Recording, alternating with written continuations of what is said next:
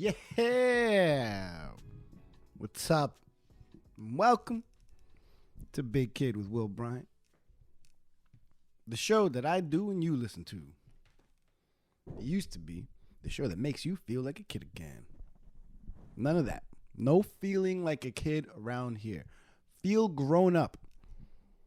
Grow up. Feel the pressure of bills. Feel the fact that you have to pay rent. Not just next month, but every month. It's every month. Feel this impending doom that just hovers over you. Feel the responsibility of bills and work. For you guys that have kids out there, that's why you can't be a big kid no more. You have kids. Feel that. The responsibility of caring for another human being. Oh my God. I don't have that, at least. I don't have that shit. Feel all that. Don't feel like a big kid anymore. Don't feel like a kid again. This is Big Kid with Will Bryant, the show that reminds you that your life is fucking over. If you're like me and you're 35, you might as well just be 85. And you might as well just be staring down the end of it all. This is not the show that makes you feel like a kid again. No, this is a show that makes you remember that time is fleeting. This is how I want to start off the show. I'm your host. I'm Will Bryant. I'm the most positive person in the entire world. I have no idea why I decided to start off this way. No idea at all. I actually started recording and realized that I like to turn the volume up on my voice. You know, I want it loud and blaring and obnoxious. I want, when you're listening to me on your phone or radio, car radio, I want you to have to turn me down because I'm louder than everything else. Except I started recording at normal volume.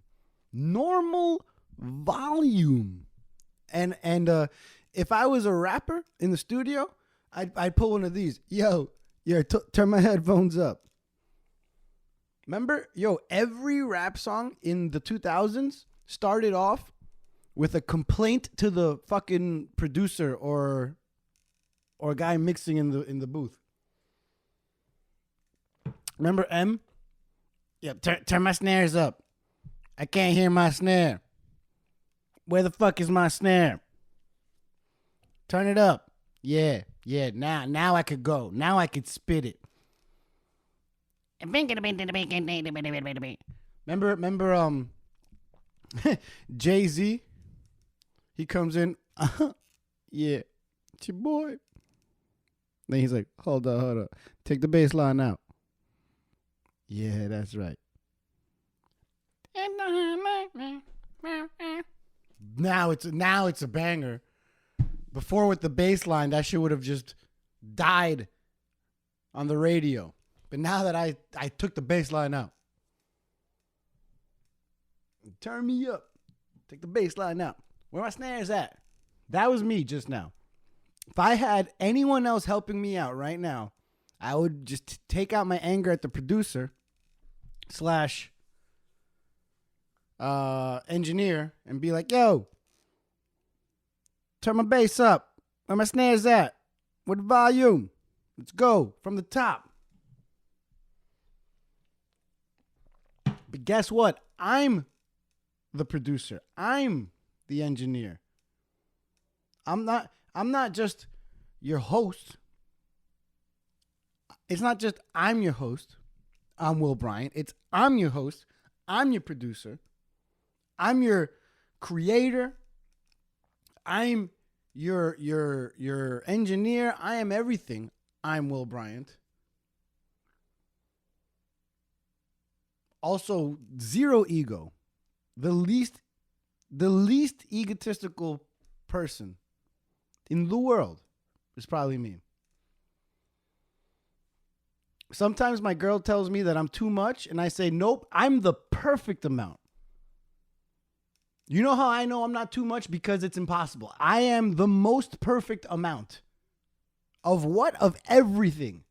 Of everything. This shirt, it's the perfect amount of colors. I know it's like, this shirt looks, if you can't see it, fucking go to YouTube, like and subscribe. Fucking can't see it. But if you can't see it, there's like 7 colors on this shirt. That's not even an exaggeration. Let's see. Black, white, green, blue, orange, pink. I think that's 6. And maybe like a shade of purple. I look like I went to Home Depot and I said, excuse me, sir, where's the paint department? And then I was taken to the paint expert because in Home Depot, for every aisle, there's a person that went to college for that aisle. Like that's how it is. There's a toilet aisle, and then in that aisle is Earl that graduated from University of Miami of Ohio, of course, not Miami, Florida, with a degree in ceramic plumbing. And he's like, no, not here, sir. You want to talk to Dwayne over in paint, aisle 47B. You see, he went to Eastern Tennessee State University and got a degree in acrylics. Oh, okay, great. That's who I need to talk to. So I go over to him, and I'm like, yo, Dwayne. He's like, what's up? How can I help you, sir? And I was like, I need you to provide me with 7 of the most obnoxious colors that you have in here.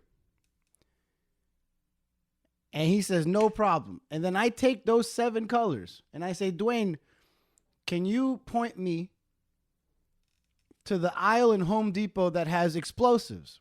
And he says, well, yeah, sure, no problem. That's Trent, who went to the University of Las Vegas, Nevada, UNLV, and studied explosives. Because, you can only test those out there in the desert. He's in aisle 2. Because aisle 1 is guns, obviously. So I go to aisle 2, talk to, Trent, who hooks me up with some explosives. He's like, damn, you got 7 of the most obnoxious cans of paint. And I'm like, yeah, I know. And he's like, and now you want this explosive? I'm like, yep, yes, I do. He's like, well, here you go. And I buy this explosive, and I buy these 7 cans of paint. And then I go right outside. And I put the 7 cans of paint right in front of the explosive, and I stand 10 feet away in front of a wall. And then tick, tick, tick, tick, tick, tick, tick, tick. That shit explodes, and then boom, that's my shirt.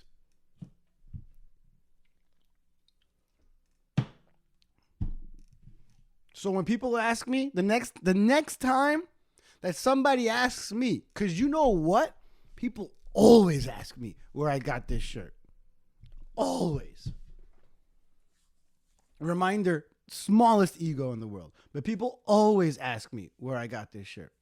And you know what? The type of people that tell me that they like this shirt, there's like 2 types of people that tell me that they like this shirt. There's the type of people that like this shirt and like genuinely like it. And then there's the type of people that like this shirt, but like would never wear something like it. It's like, yeah, sure, I like it for you. Like the way that I like kids, for you. That's fine. You have your kids and I have this shirt. Let's call it there.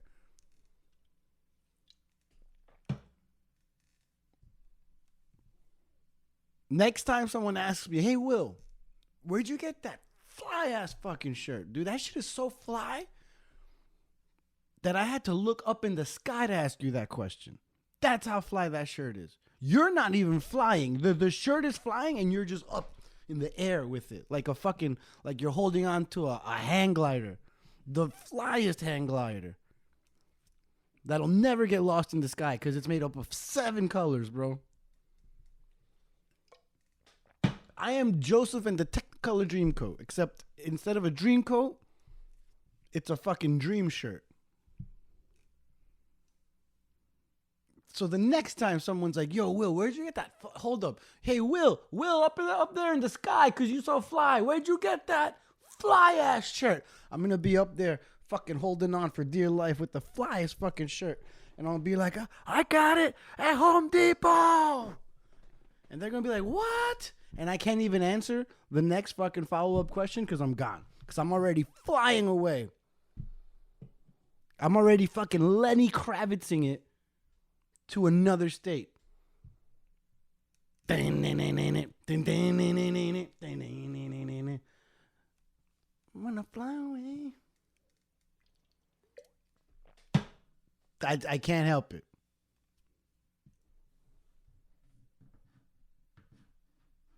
I wanted to wear...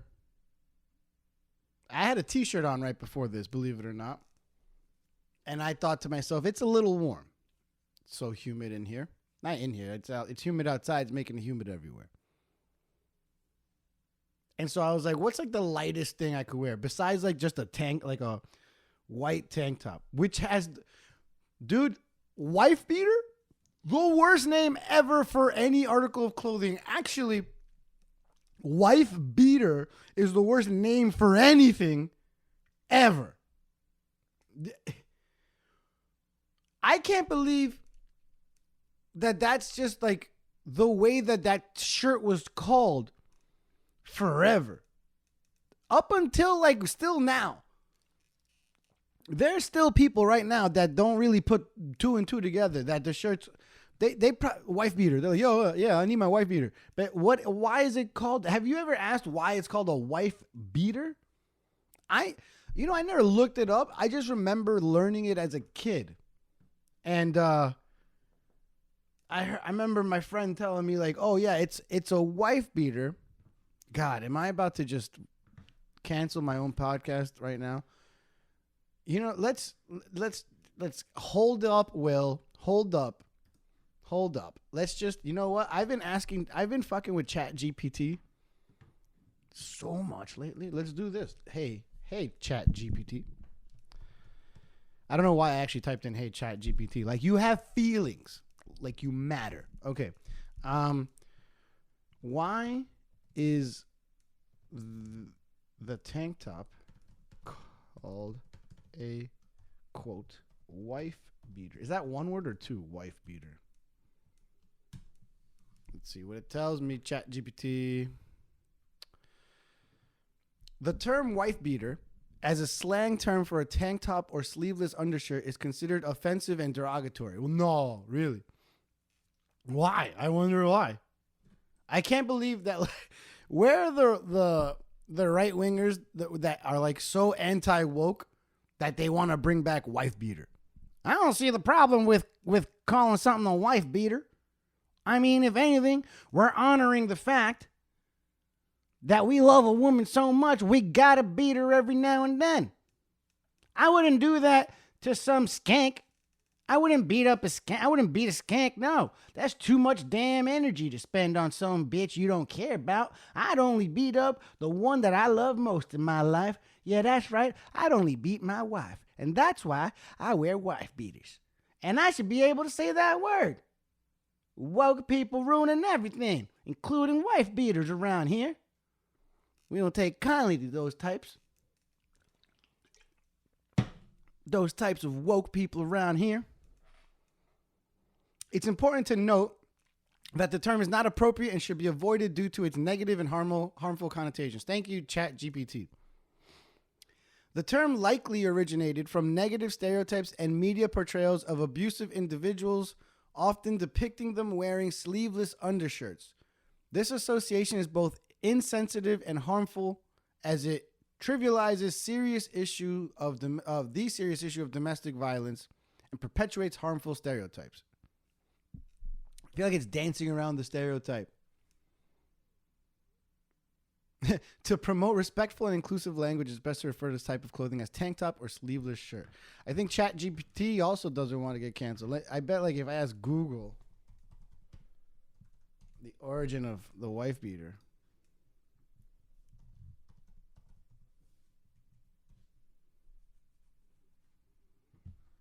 oh my Lord, am I not? Jesus Christ, Wikipedia. You just, if ChatGPT is being careful and woke, Wikipedia is coming in like a fucking wrecking ball, not giving a damn. I don't even know if I should.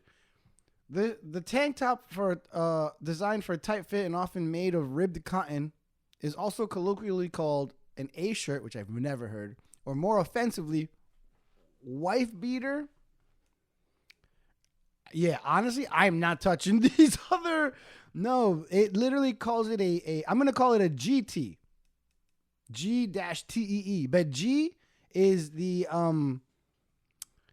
derogatory term for an Italian person. And I'm not touching that. And there's another less common word that I actually learned from It's Always Sunny in Philadelphia that starts with a D that I'm also just not gonna touch. Haven't had that many drinks yet to touch to be that stupid. But it does explain that they're ethnic slurs for people of the Italian ethnicity, which is what I learned as a kid, was that the wife beater is named after like those scenes that you'd see a mobster like smack up his wife or smack around his wife, and he's always wearing a wife beater tank top with like dress slacks or something.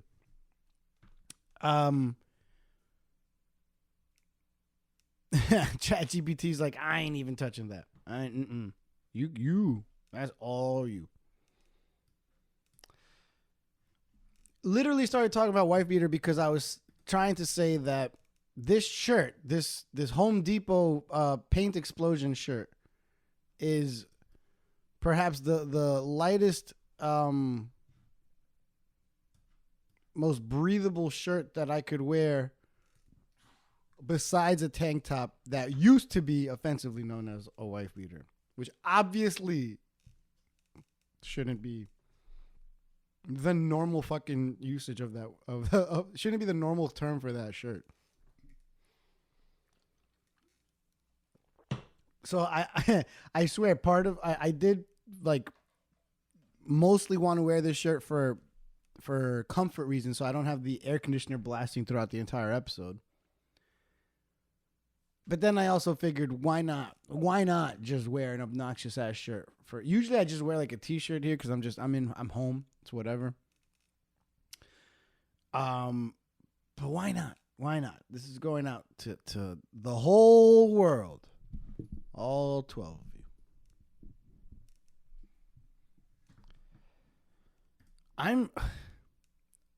I'm drinking these high noons. Who brought the high noons?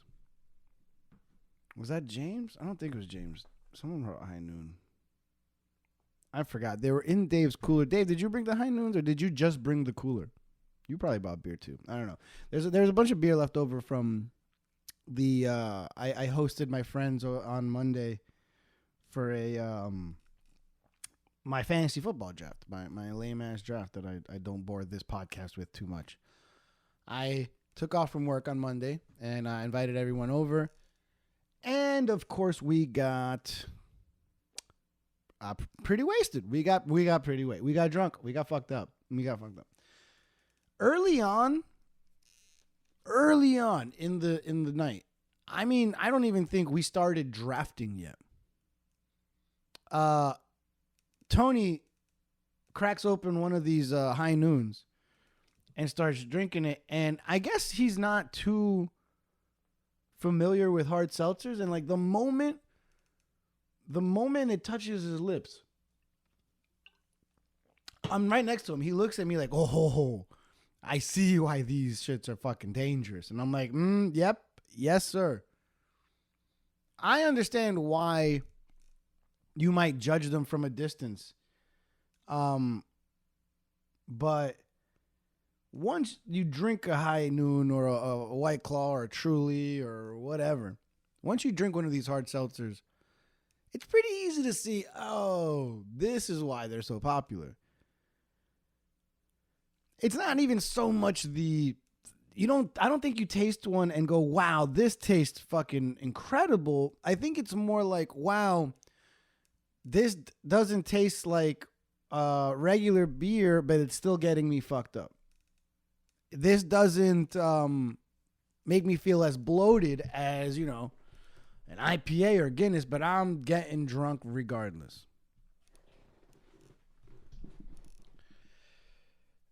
And I've noticed something, because, see, something happened. If you realize you're getting this a little bit later in the week, a little bit later than usual, a little bit later in the week, and I had all intentions of recording this on a Tuesday, but I was so hungover on fucking Tuesday, dude. Are you kidding me?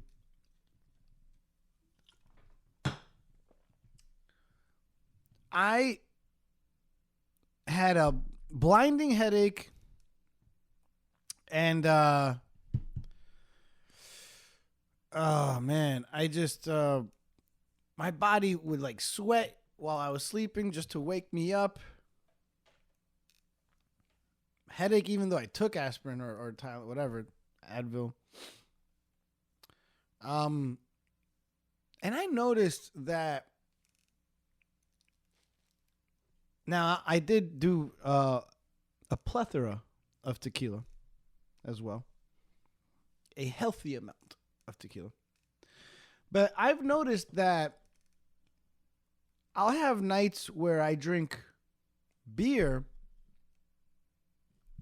and I'll do shots of tequila. And I'll wake up, I'll feel it, but it's not terrible. It's not, when you get hungover and if you had to decide in that hungover moment, you would make the decision to perhaps never drink again for the rest of your life because that's how bad you feel. That's how shitty you feel. I feel like I don't really get that way if I'm just doing your classic style of beer and even shots, depending, of course, on how many shots I do. Let's say I do the same amount of like shots I'll do, I don't know. Like if we're talking like getting really drunk on a night, then that's at least 5 shots, I'm guessing, right? Who knows how many more? Let's say between 5 to 7 to 8 shots. If I do that and drink beer throughout the entire night, if I go to sleep and I like drink some water before I sleep and I'll wake up feeling rough, but I think all right. You replace those classic beers with hard seltzer, same amount of shots, the next day, blinding headache, and an inability to keep down water and a desire to just throw up or dry heave profusely. And I don't even mean just for a little bit. I mean for hours, dude. When I get hungover bad, it's not for a little while. It's for hours. I'll like, quote unquote, wake up around like 10 in the morning or whatever. But I won't get out of bed and stop dry heaving and stop throwing up and I won't be anywhere near normal till like 5 or 6 in the evening. It's for hours that I'm fucked up. There have been times where I've thrown up or like needed a bucket next to me because I'm like dry heaving or throwing up whatever water I drink for 5, 6, 7 hours. Like I'll be up by like noon, and it ain't till like 7 in the evening that I'm like done fucking not dry heaving.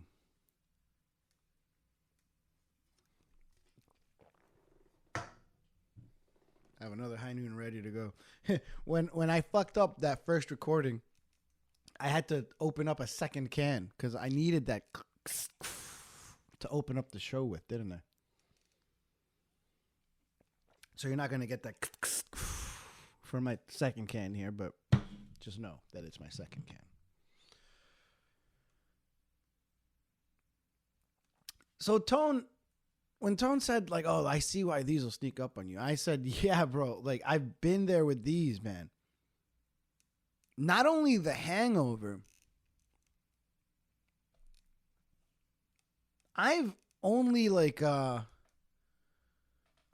blacked out drinking.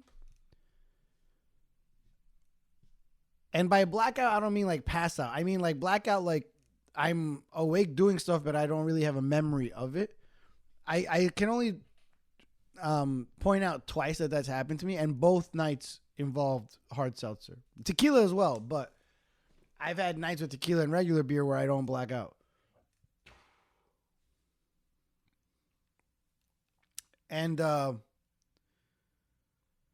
swear to you, on Tuesday, I had a moment on Tuesday that I said to myself, Will, you just don't fuck with hard seltzer anymore. So, of course, here I am. I'm Big Kid with Will Bryant. I'm your host. I'm Will Bryant, drinking hard fucking seltzer to talk about the dangers of hard fucking seltzer. Cheers.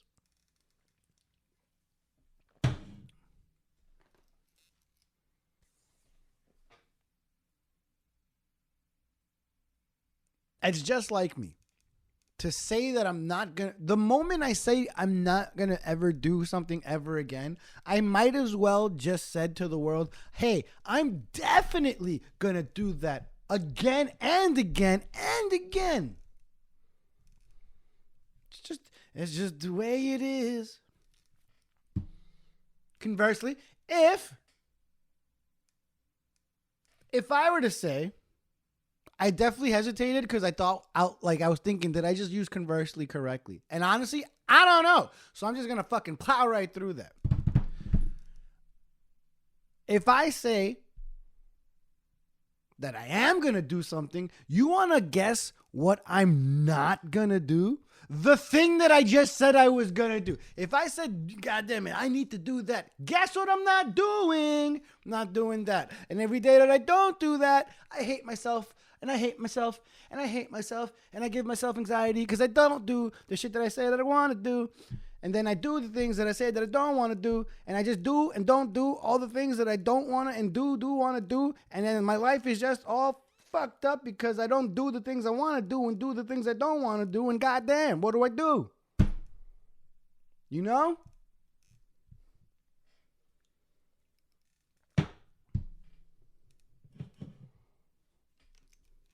But am I mentally stable? The most mentally stable person in the entire world. The most. Told myself on Tuesday, never again. Never again, bro. And here I am. Here I am. Look what I have here. Look what I have.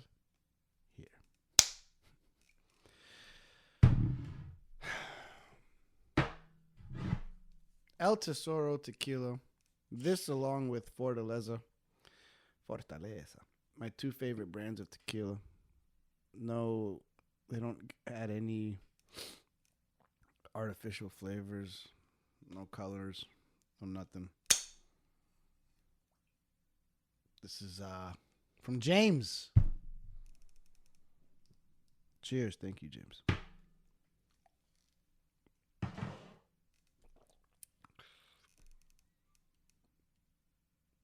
Hard seltzer.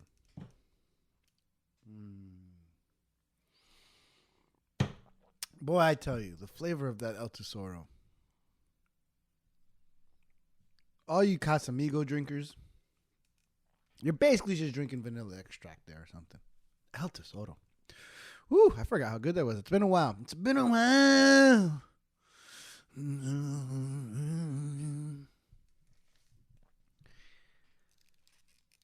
Hey, Will, when's the last time you felt good about yourself? It's been a while. Hey, Will, when's the last time you didn't dress obnoxiously? It's been a while.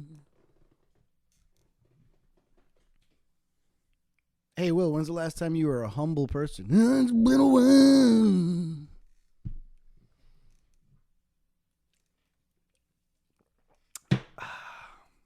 Hey, Will, when's the last time you weren't obnoxious? Oh, it's been a while.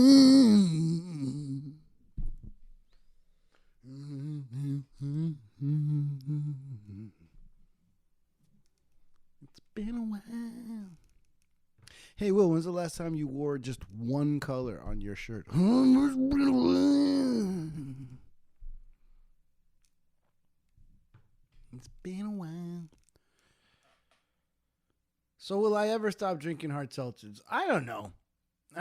Will I ever stop doing any of the things that are bad for me? Probably not. My goal is always to do more successful things in life so that I'm more okay with all the stupid shit that I do on the side. You know? Like, my goal wasn't to stop smoking weed years ago.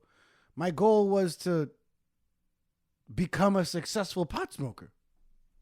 That's when I was broke and shouldn't have been spending money on illegal weed from drug dealers. Did I say, hey, Will, you should strive to quit weed so you could save, $60 every week? No. I said, hey, Will, you should strive to be successful so you have more money.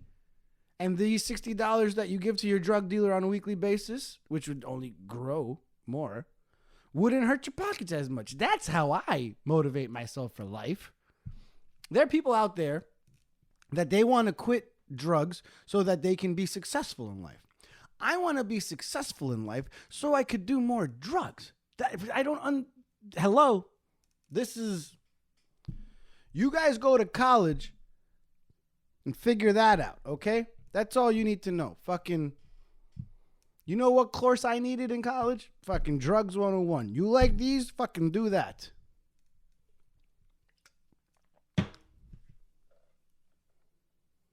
So, I could stop drinking hard seltzer, or I can just work harder in life, God damn it, to become more...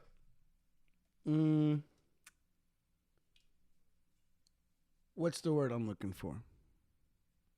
When you do something and it doesn't affect you as much. To become more tolerant. I know that there are so many of you, fucking Dave, fucking Cole. You're fucking doing tolerant. Oh, fuck, he said it. He got it. Fucking Dave was already texting. Tolerant. Oh, never mind. You got it. All right, never mind. You got it. My bad.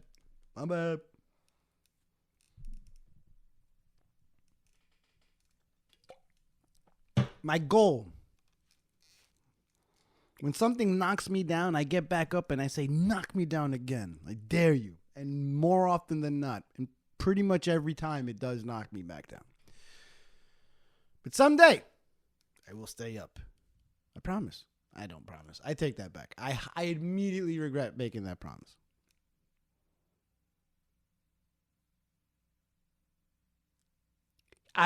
You know what I used to love to drink a lot of that I did kind of retire because of the hangovers that it was giving me. It wasn't like a blackout thing, but the hangovers, man. What's worse, the pain or the hangover? Fucking red wine. Red wine. By the way, that red UB40, red wine, that reggae song, it's a group of just white guys. How did a group of just white guys become one of the most legendary reggae bands of all time? Fucking perfect timing. Because imagine a group of white guys starting a reggae band right now. Appropriation City, motherfuckers. Can't do that no more.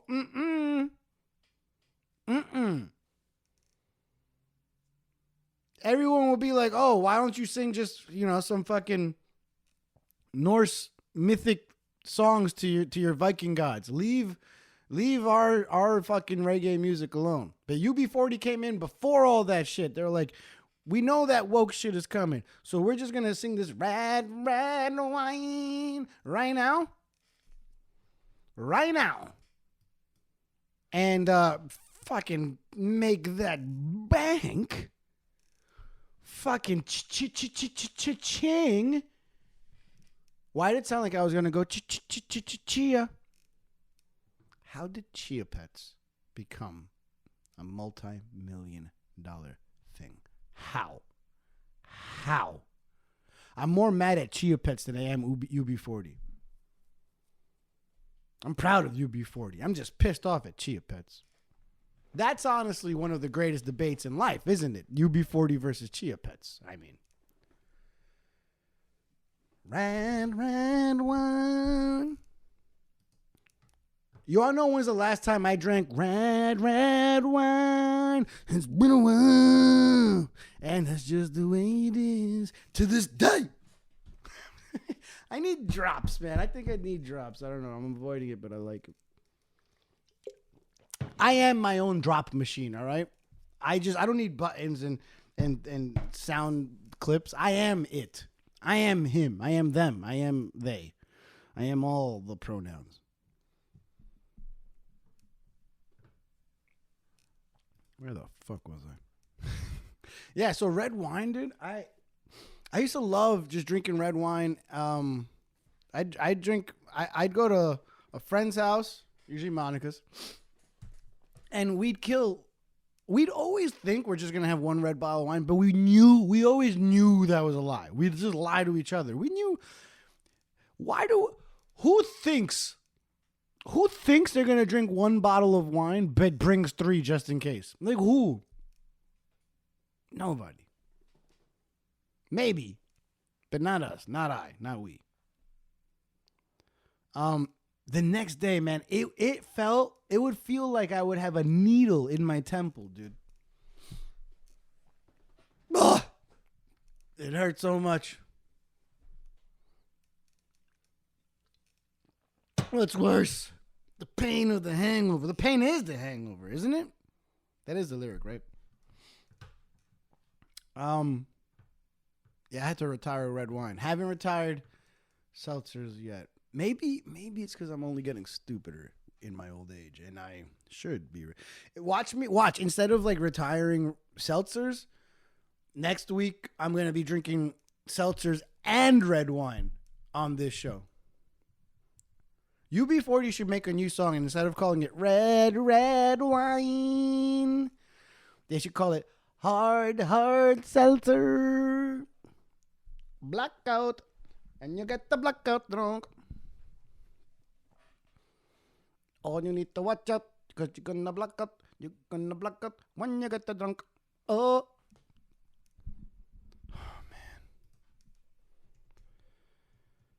man. I remember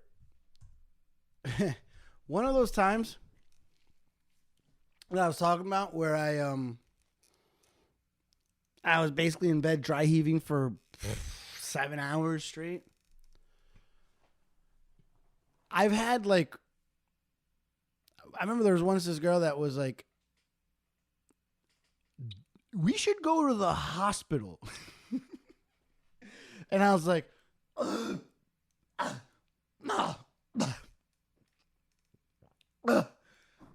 I'm fine. This isn't, it's happened before. Really?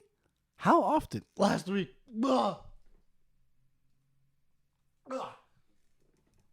And the week before.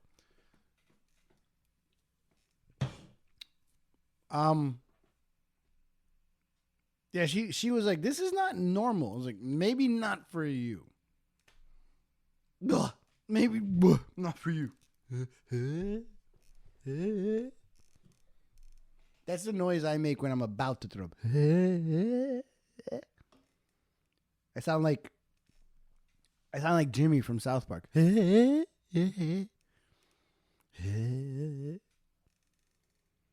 then then it's a stupid dry heave, I'm like a cat that has a fur ball stuck in its throat.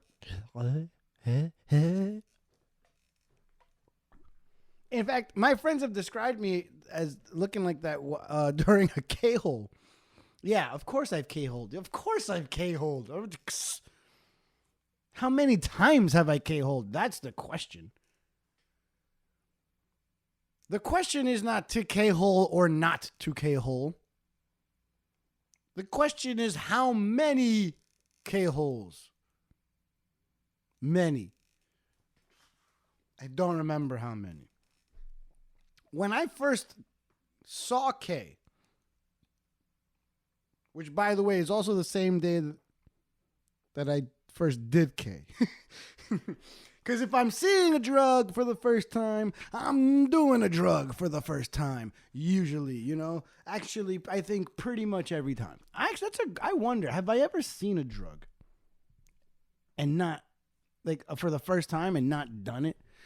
I'm pretty sure the first time I saw weed, I was like, yeah. No, in fact, I remember the first time I saw weed. I was like, yeah, finally, woo! Definitely did coke the first time I saw it.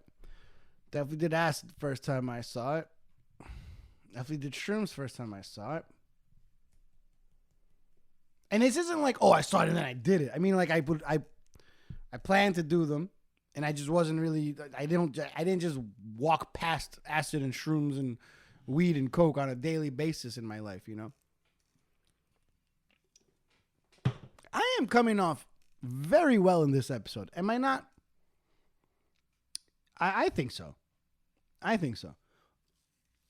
If I ever need to get hired for any other jobs after this, I should use this. I shouldn't give them a resume. I should say, hey, listen to Big Kid with Will Bryant, episode 32. Is this 32? I think so. That's your resume. Fuck, if you don't hire me after that, first of all, if you don't like and subscribe and rate and review and all that shit and hire, like, subscribe, rate, review, and hire, okay? If you don't do that after listening to this episode, I don't think you don't deserve to have I'm Will Bryant working for you, okay? Had to retire red wine.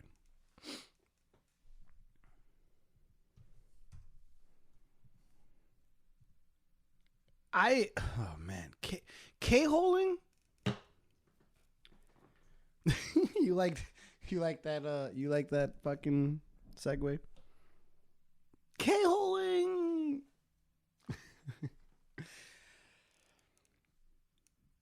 K-holing is like a really bad hangover, but in a compressed into a shorter amount of time. I feel like, because a K-hole can last, I don't know, from 30 minutes to a couple of hours, but the K-hole itself is a couple of minutes. The aftermath, the effects of it will stay on you for a couple of hours.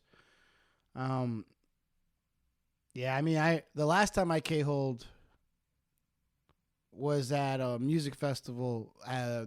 Thankfully not in the music festival. It was at the campgrounds. I just took one shovel too many.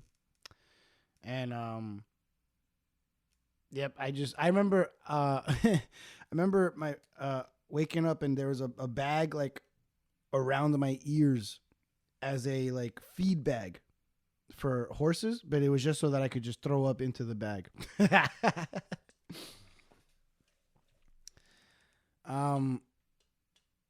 Yeah, I remember going back into the tent and just laying down, and I was fine. I just had to sleep it off for a little while.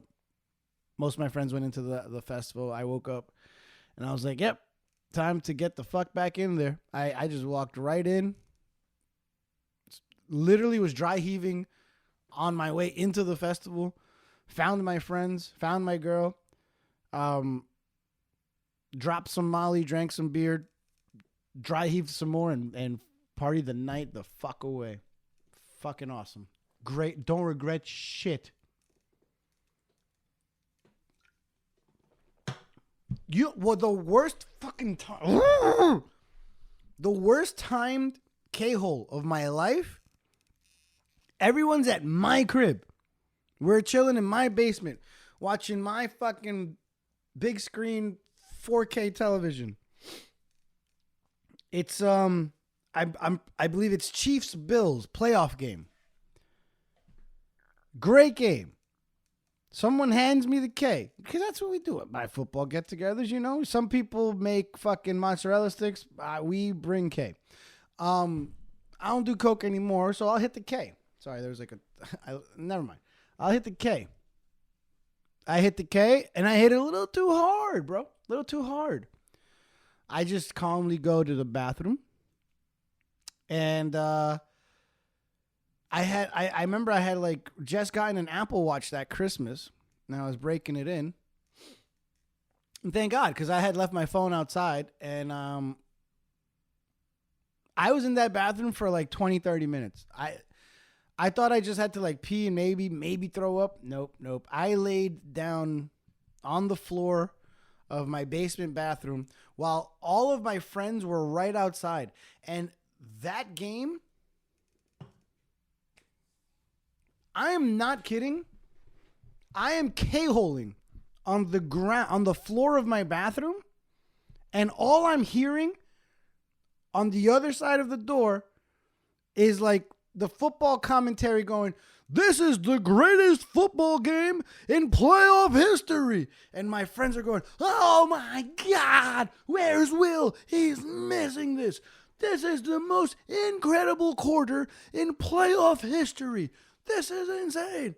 What a game. What a game." And me fucking face down on the floor of my bathroom listening to Patrick Mahomes and Josh Allen having one of the greatest battles in NFL playoff history. And you know how much I saw of it? Fucking nothing. Not a drive. I saw the earlier part of the game, but the most important part, the ending, missed like the whole last 10, 15 minutes of it, man. The whole thing. I hosted my friends for the greatest playoff game in NFL history. And I missed it because I was K-holing in the bathroom. Face down on the floor. But don't worry, because I was able to tell my girl I was okay by using that brand new Apple Watch that I got. And I was able to type in OK, send KHOLE.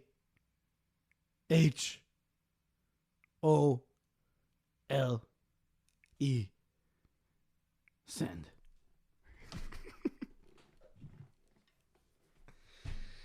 And yes,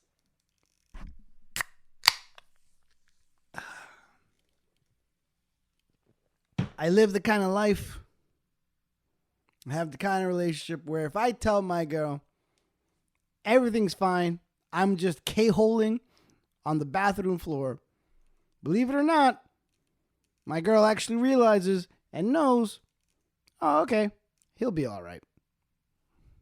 Because I always am. That's just the way it is. I remember one time, actually, I was hosting one of these draft parties of mine. And of course, we all did K at this fucking draft party. And of course, my dumbass took too much K. And I K-holed in my backyard. Like fucking literally just went to the side and started just laying down on the floor outside. And this chick that like someone else had invited. Dude, people that don't know what fantasy football is get invited to my draft parties. Not even by me, by other people. So there was some chick that was there that I don't think I ever met, or maybe met once before. And she saw me K-holing. And apparently she started like freaking out, like, oh my God, someone needs to help him. And my girl just looks at me and is like, he's fine. His eyes always roll to the back of his head like that. That means he's That means he's almost done. Stop worrying, bitch. Fucking basic ass bitch. Go drink an espresso martini and shut the fuck up.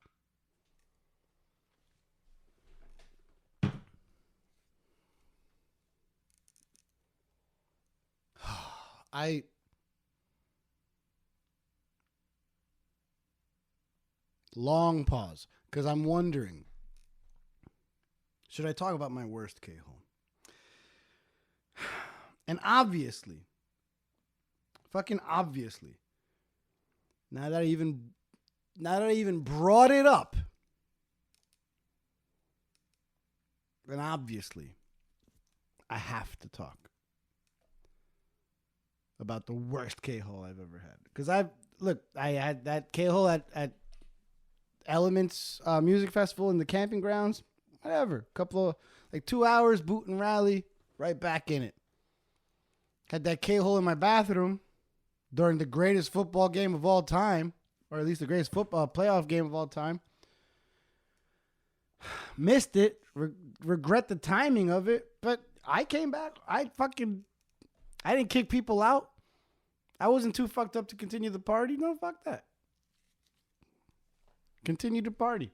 Hell, I remember the one time after my first paid DJ gig ever. It was around here in Bushwick. I had a bunch of my friends. They all came through and supported. It was awesome. And then we all came back here to have a little after party because it was in the middle of the day. My DJ set was in the middle of the day for some midday event.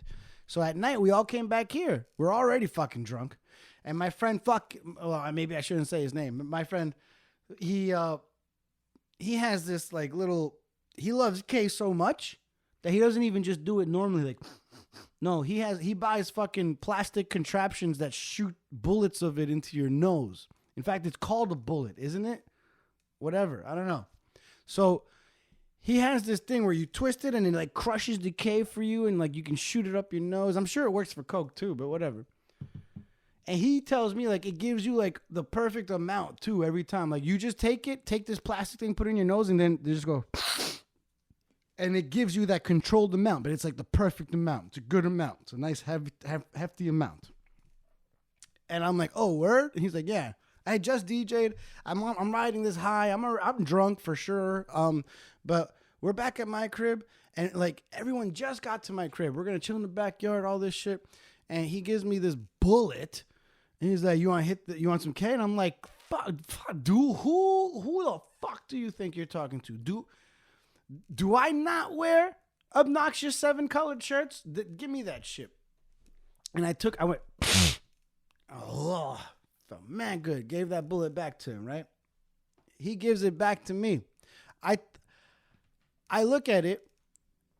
And I'm like, oh, I guess I did it wrong. I didn't do the whole thing. So I go and I make sure that I clear out the bullet. So I go,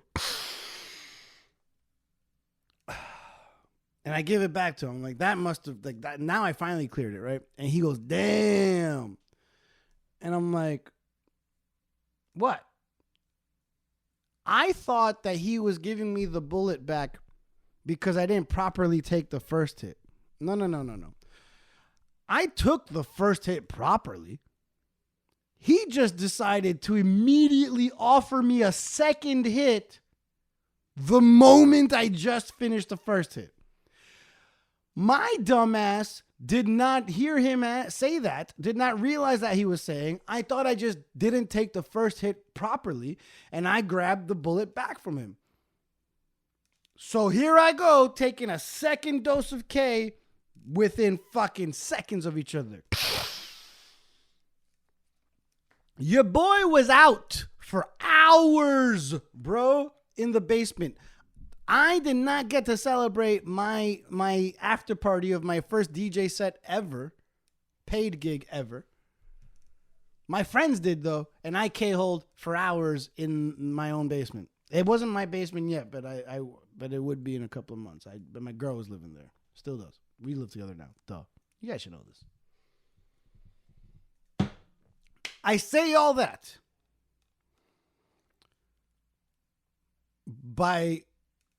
to preface this. None of those are my worst K hole stories. K hole at a festival. Everyone goes into the festival without me. No fucking problem. I ain't pissed at nobody. They all made the right decision. You were at a festival. You enjoy that shit. Someone took too much K. That's on him. He's not gonna die. Did he die? No. So then he'll wake up, and if he's not a bitch, he'll come back in. And I'm not a bitch, and I came right back in. I had a couple of friends that night. They were like, "Well, I'm impressed. I did not think you were gonna make it out." And I was like, "What the fuck did you think this was, dude? The fuck did you think this was? I'm a star. How could I not shine?" And yeah, missing the greatest NFL playoff game of all time, sucks. Damn. But at least my friends enjoyed it. No, not the worst. No. Missing the after party of my first ever paid DJ gig, because I did double the amount of K that I was supposed to do. No, not the worst, man. Not the worst. No, man. There was this time I was dating this girl who loved K. And she had weird hours because she worked like the graveyard shift a lot.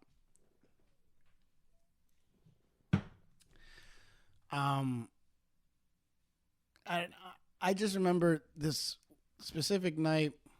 We hung out, and I'm pretty sure we were on opposite schedules. And it was Saturday. It was a Saturday in June. And the next day, like the next morning, was Father's Day. And we were hanging out doing K Saturday night. And night ends. I wake up Sunday morning for Father's Day. And I have to I have this get together with my family that I have to head out to. Because this girl has a completely like different sleep schedule than me, she's out. Like she told me, like, when you wake up, fucking don't wake me up. Just, go to your thing and goodbye. So I wake up and I'm ready to go to meet up with my family for Father's Day. And right before I head out, I see the bag of K. And I'm like, I think I need a little bump ski for the road. I think I want to ride that K train a little bit more. And so I take a little bump of the K ski, a little bump of ketamine, and I'm like, all right, that felt. I was afraid of doing too much, so I might have done too little. That's what was in my head. And then I had the fateful decision that I should do another bump because I perhaps didn't do enough. And so I did a second bump, used the other nostril for the second bump, and that one felt good. That one felt, there was some weight to that one. Sniff City. That was a Sniff City moment. And I was content with my K intake. And I think I need a little bit more El Tesoro to continue this.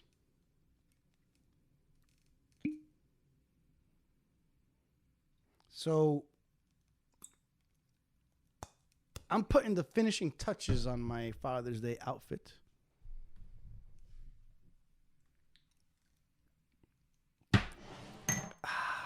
Thank you, James.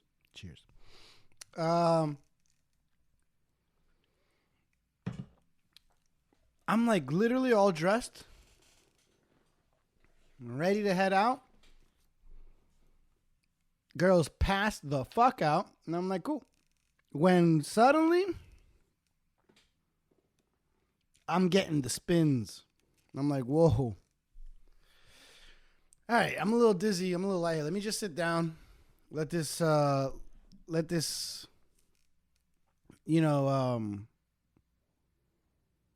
its course or whatever. Let it just ride this out, and then I'll be fine, and I'll go.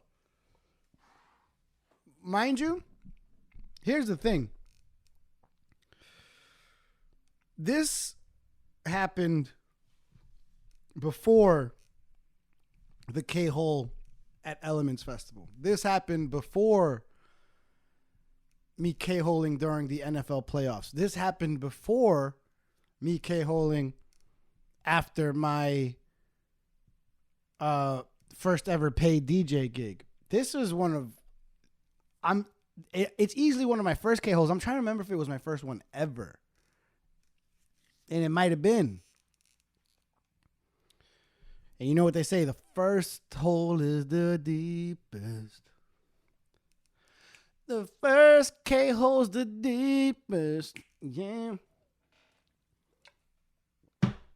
I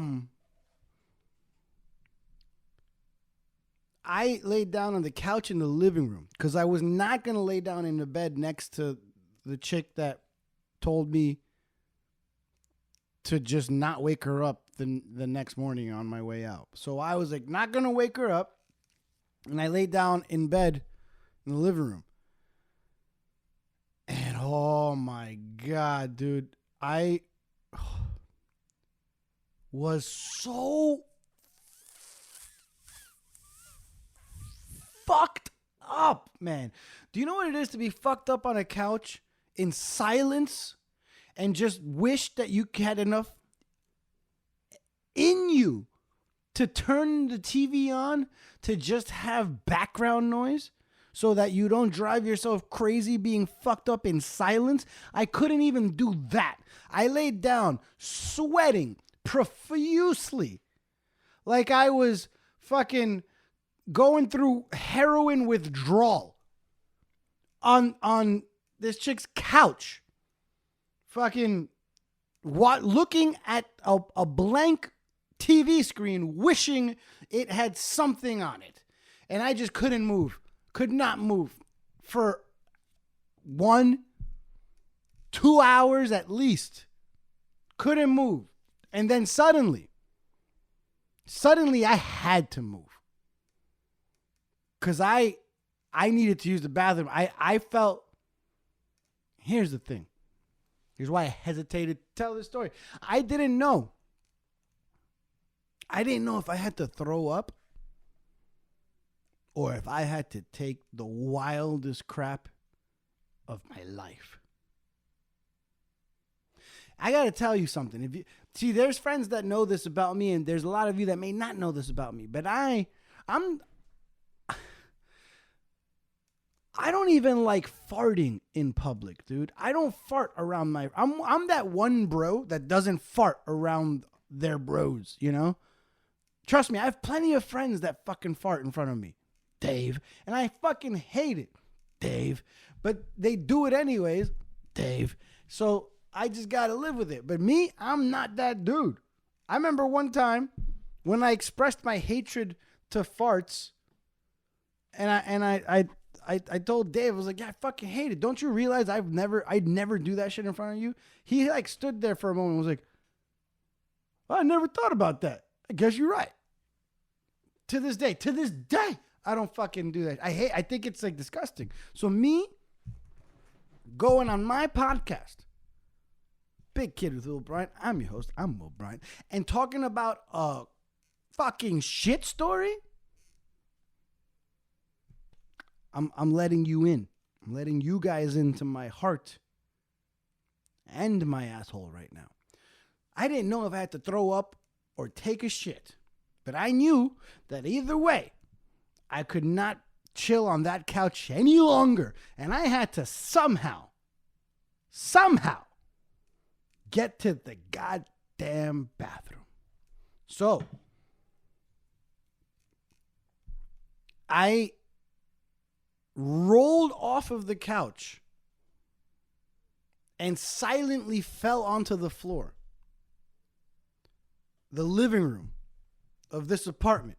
And I crawled on the ground, like not even hands and knees. I mean like forearms on the floor, dragging my body as if like I was in World War II crawling under barbed wire to get to the fucking trenches or some shit.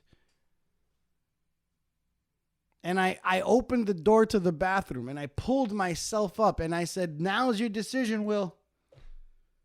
Do you have to throw up or do you have to take a shit?" And I realized at that moment, I could not decide. Because the answer was both. But I was lucky. Because in this bathroom, the toilet and the sink couldn't be closer to each other. See, the toilet faced the wall and the sink was to the right. But me, I just sat on that toilet, but I turned my entire body to the right and just hunched my head into the sink. And at the same time, I was throwing up in the sink and shitting in the toilet, man. Same time. I had things coming out of me from both ends of my body at the exact same time. It was the opposite of double penetration. Like it was double penetration but rewound. And not a little bit, guys. Not just a little bit. I mean, I lost like 7 pounds. Fucking 3 pounds upper body, 4 pounds lower body. Easy. I was being drained from both ends.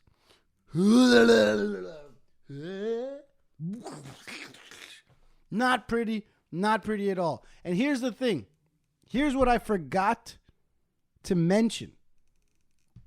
Remember, I told you that I got dressed already to go visit my family on Father's Day. I was scared to death of ruining my clothing in any way, whether it be with some vomit or worse yet, with some crap. So, I thought there was only one way to prevent any of this from happening. And that was to strip completely naked before I ever even climbed onto that toilet. So I was on the floor of this girl's bathroom and I started undressing completely. And then I was naked and dragged myself up onto that toilet,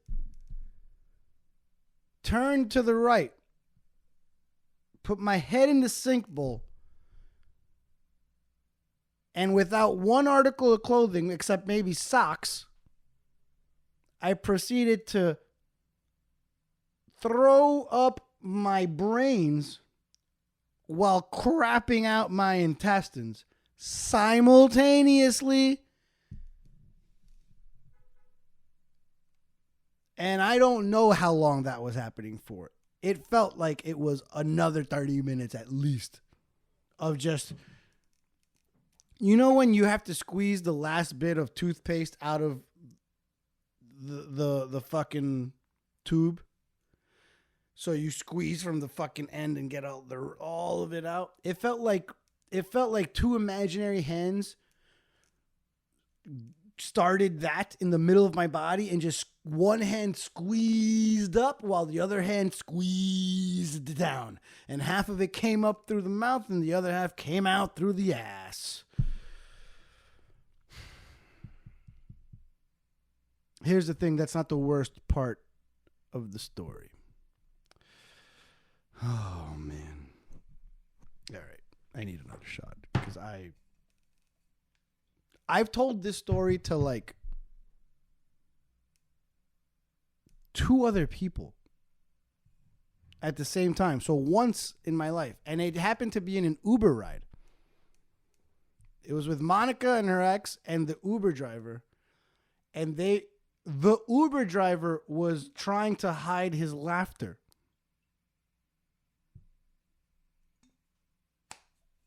I remember we were on our way to watch a World Cup game at a bar. I gotta explain this. Cheers, James. Thank you.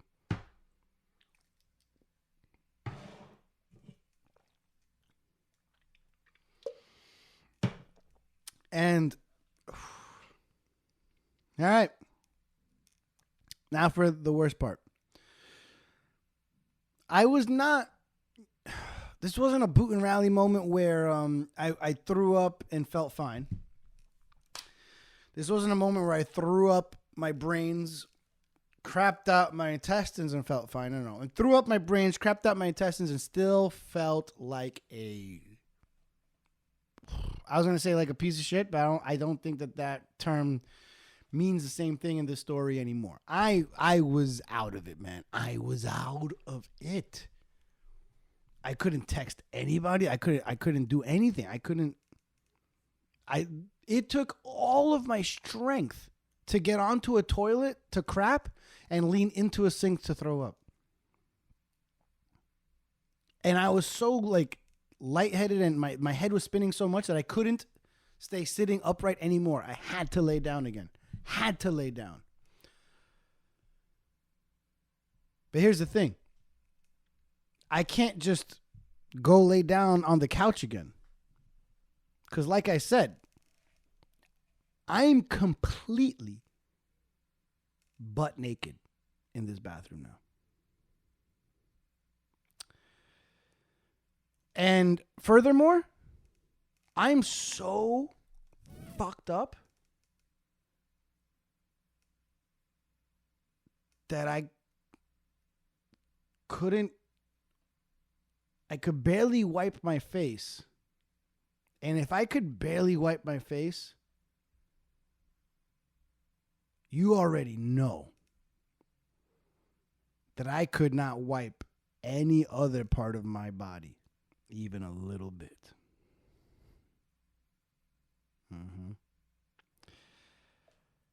I could not clean myself up after this fucking... I had explosive vomit and explosive diarrhea simultaneously, and I could not clean up. So you know what I did? I threw myself on the bathroom floor. And I remember thinking, how can I lay down while making the least amount of mess possible? And I figured that was face down, ass up.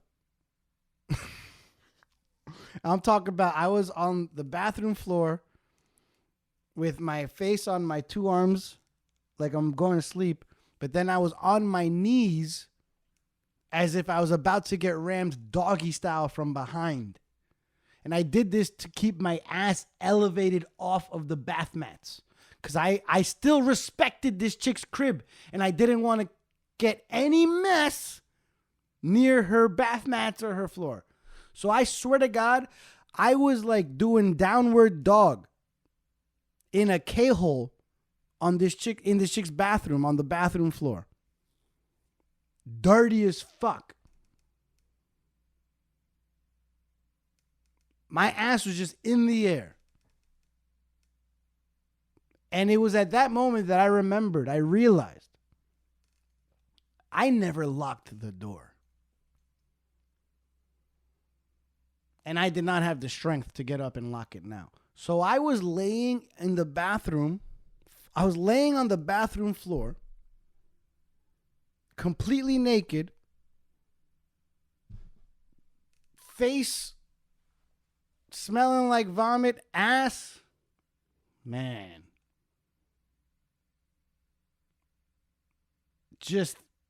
Let's just say not clean. And my ass is up in the air, looking like I'm waiting to get pegged. And my ass is facing the direction of this unlocked door. And all I could think about was if this chick finally wakes up and goes to the bathroom all groggy, just fucking wanting to get that morning piss out, the first thing she's going to see is my fucking naked ass in her fucking face, cheeks spread, all disgusting, and looking like a goddamn drunken, fucked up fool. And oh, by the way, it's still Father's Day.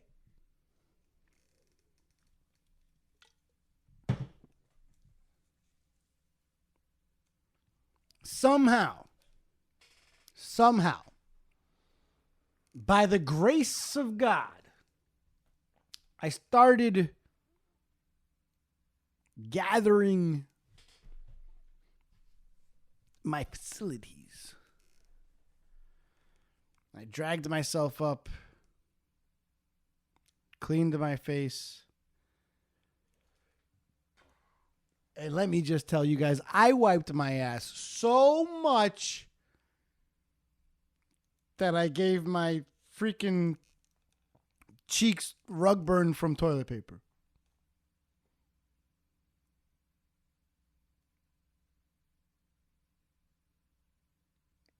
I got dressed, and she was still asleep.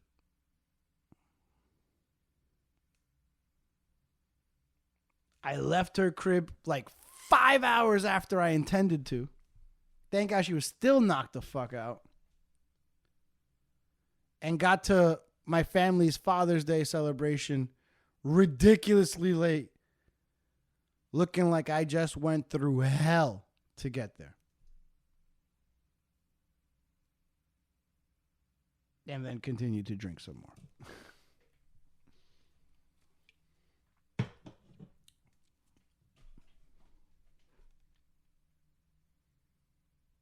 I'm not proud of this story.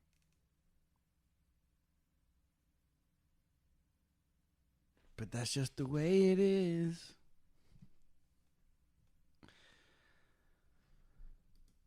K, man. K sneaks up on you, man. I've seen it get the best of us.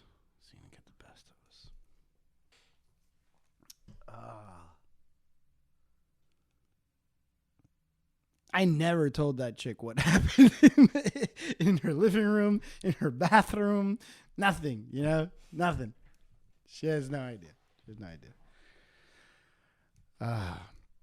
Thank God that this podcast ain't that popular and she won't know about this maybe ever. And if it ever does get popular and someone goes back in the archives and looks up my early episodes, they'll be like, hey, anybody know who the fuck he might be talking to or talking about? At that point, I'm pretty sure she'll have an idea. But till then, I'm just that guy. I'm just that good guy that didn't K-hole and throw up his brains and crap out his intestines in her bathroom on Father's Day.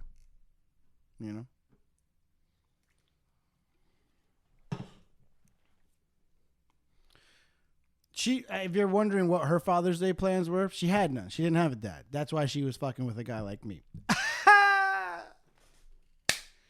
Oh, what's a dad? Cole, what's a dad? I don't know. You know? Nah. Just kidding. I know what a stepdad is, but a dad? Nah. Oh my God, this episode, man. I apologize for the whole episode. And I was gonna say I apologize for the whole episode, but you know what? I don't really apologize for this episode. This episode,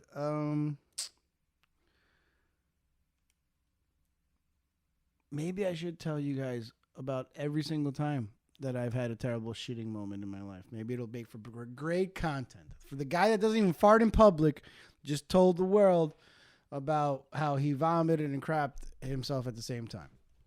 At least I was on the toilet and in the sink, so fuck it. Oh, man.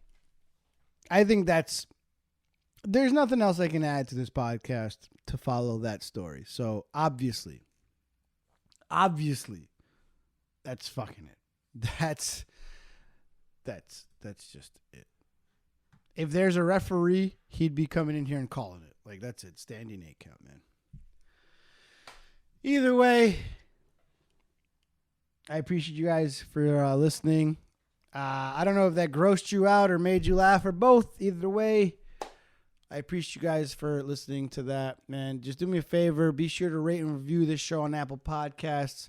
Subscribe to it on wherever you listen to podcasts, where it's on Apple or Spotify or, I don't know, Google Podcasts or whatever. Follow me on all platforms. It's the same name, at I'm Will Bryant. You can follow me on Instagram, on YouTube, on X, on TikTok, on Twitch, on Spotify. At I'm Will Bryant. That's 3 words. At I'm Will Bryant. That's Bryant. Like Kobe. Oh, man. It's been fun. You know what it is, man. As always, thank you for tuning in to another episode of Big Kid with Will Bryant. The show that makes you want to shit again. As always, I'm your host. I'm Will Bryant. Until next time, peace.